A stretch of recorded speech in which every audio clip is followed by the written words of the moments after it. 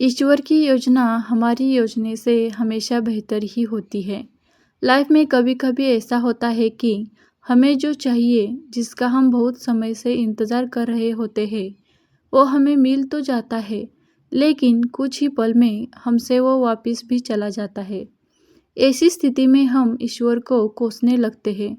हम ईश्वर से कहने लगते हैं कि आपने मेरे साथ ऐसा क्यों किया। कुछ समय के लिए हमारा भरोसा ईश्वर पर से उठ जाता है, किंतु कुछ समय के बाद हमें एहसास हो जाता है कि जो हुआ वो हमारे लिए अच्छा ही था। ईश्वर की योजना हमसे अच्छी होती है। हमें ये बात समझनी चाहिए कि जो हमारे हाथ से चला गया वो हमारे लिए अच्छा ही नहीं था। ईश्वर ने जो कुछ भी किया वो सोच समझकर ही किया होगा। एक छोटा सा 2 साल का बच्चा खेल रहा था। खेलते खेलते उसके हाथ में चूहे मारने की दवाई आ जाती है। बच्चा नादान था और नहीं जानता था कि ये चूहे मारने की दवाई है। वो तो इस दवाई को चॉकलेट समझकर खुश हो रहा था।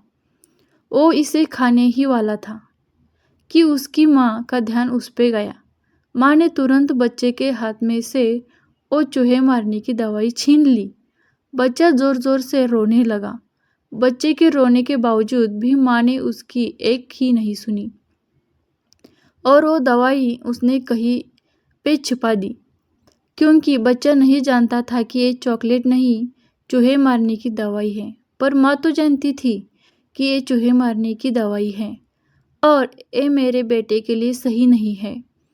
बच्चे को कुछ पल खुशी देने के लिए माँ उसे वो दवाई नहीं दे सकती थी, क्योंकि वो उसके लिए हानिकारक थी। वैसे ही जब हमारी ज़िंदगी में हमें कुछ मिले जो हमें कुछ पल की खुशी दे और फिर वो वापस चला जाए, तो हमें निराश नहीं होना चाहिए। तभी हमें यही सोचना चाहिए कि जो मिला था हमारे लिए अच्छा नहीं था। इस चूहे मारने की दवाई जैसा ही था। जैसा माँ ने बच्चे के हाथ में से इस चूहे मारने की दवाई को ले लिया, वैसे ही ईश्वर ने हमारे हाथ में से और ले लिया, क्योंकि वो हमारे लिए अच्छा नहीं था।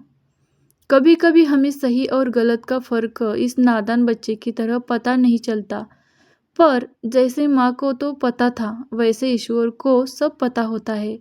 इसलिए हमें ईश्वर की योजना पर भरोसा रख के हमारे साथ जो हुआ वही हमारे लिए बेहतर था, ऐसा सोचना चाहिए।